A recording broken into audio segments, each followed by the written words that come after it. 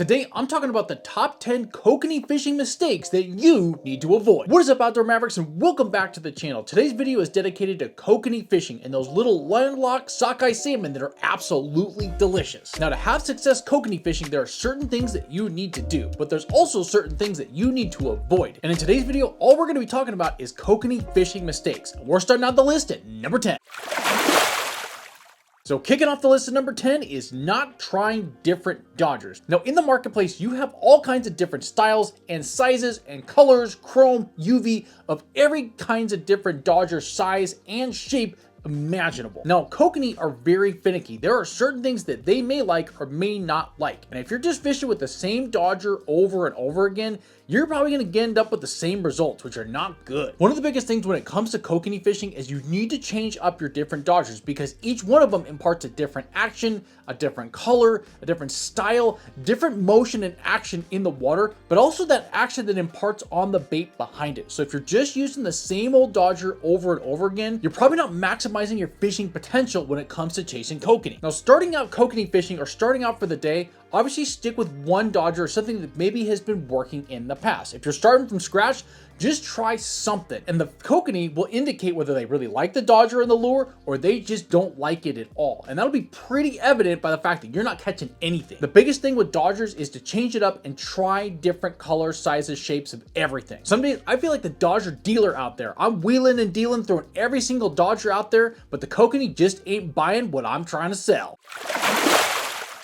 Now, coming in at mistake number 9 is having your gear too close to the back of the boat. Now, kokanee are really shy when it comes to line, when it comes to noise, when it comes to boats. And you don't want to have your gear right behind the boat. So even if you're long lining, say in the springtime as the kokanee are more towards the surface, you want to get your gear really far past the boat or the vessel that you're fishing in. Now this, for me, this is where kayak fishing or using the electric trolling motor is critical. That way you have less noise and the fish aren't frightened or scared off. And especially when you're long lining, you're going to want to have that gear really far back behind the boat, say 80, 90, even 100 feet out. So you've got a long distance away from the lures and the gear to the boat. So don't get your gear too close to the boat or you may be skunked for a while.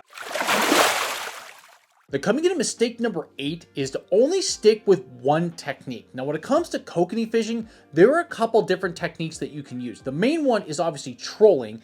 The other one is jigging. Now, I also have seen where people can cast and retrieve for kokanee as well. It's not super effective or the main technique, but just sticking to one technique doesn't always mean you're gonna be successful every single time out. Now, between trolling and jigging, which are the two main techniques, each one of them has its place, its location, and its time when it's going to be the best to fish for kokanee. Again, if you only are fishing with one technique or the other, you're limiting yourself in terms of how you're able to catch them, cover a lot of ground, but also give yourself the best chance to getting and filling that freezer full of kokanee. Now, if you're not comfortable with one technique or haven't done it a lot, just give it time. When you practice, put time in, and you're able to fish with that technique to get better, you're going to get better. Now, depending on whatever technique that you're going to use, make sure you got your hooks tipped with some corn. That is going to be a critical element to ensuring that you have success on the water.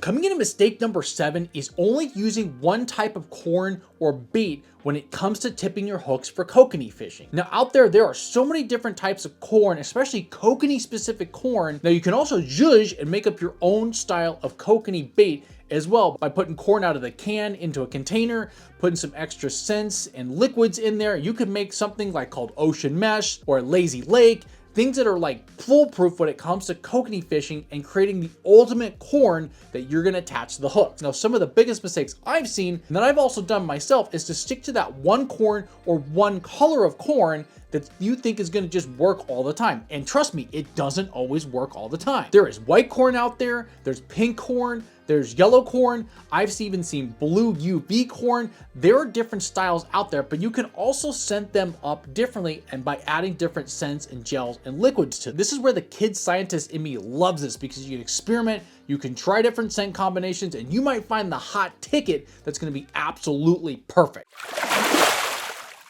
Now, coming in at mistake number 6 is using too big of gear. Now, kokanee are really small. They have really small, really soft jaws. And one of the most critical elements of kokanee fishing is fishing with smaller lures and smaller baits. That way those small little jaws can get in there and you can get the hooks in there really easily. But if you're using too big a gear, this is where you might have struggles. You get a lot of strikes, a lot of light bites, a lot of pass-bys, and you don't get that hook into the kokanee's mouth because it's just too freaking big. For me, bigger baits means less hookup. So actually, this is where you want to go smaller when it comes in your spin and glow hoochies, wedding rings. You want to go smaller. Bigger isn't always better when it comes to kokanee fishing. And on certain days, you may even have to size down to micro-sized lures, and that's okay. Again, you want to play around with the different sizes depending on water conditions, water type, where you're fishing, but make sure you're being very aware of the size of the lures and the baits that you're throwing out there.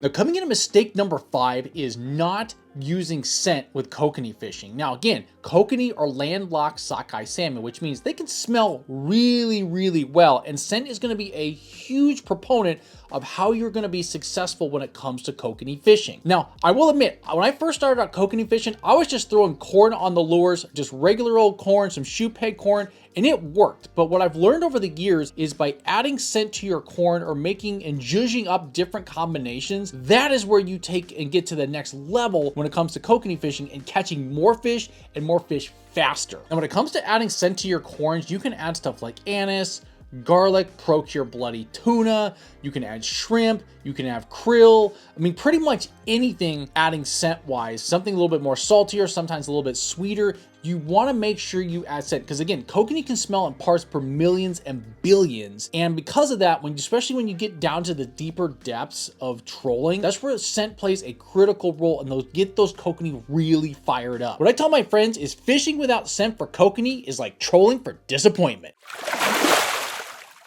Now, coming in at mistake number 4 is trolling too fast. Now for kokanee, you really want to troll much slower. The typical range I would say is 1.2 to 1.5 miles per hour.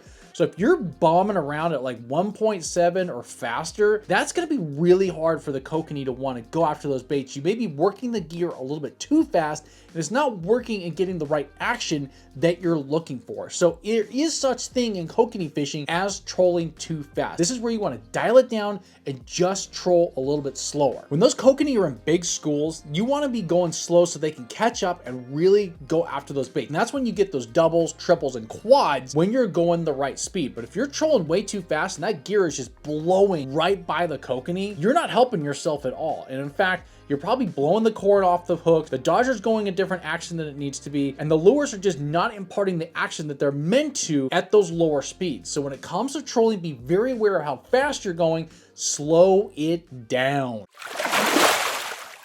Now, coming in mistake number 3 is having too long of a leader. And when I first started kokanee fishing, this is one of the bigger mistakes that I made. What you want to be doing is have your dodger and your leader length to your lure to be really small. And I'm talking about, say, 4 inches, most likely 6 inches to about 12 inches. You don't need longer leaders. You want those shorter leaders so that the fish can see the flash from the dodger and the action, and then they can see the lure right behind it. Again, the dodger imparts action in the water on that lure. And with a shorter leader, it's going to impart the maximum and the best action possible to get the attraction of those kokanee salmon. To maximize your fishing, you want a smaller leader. Now, that's not to say that longer leaders can't catch kokanee, but at that rate, that fish is hitting that thing in the other time zone next to you.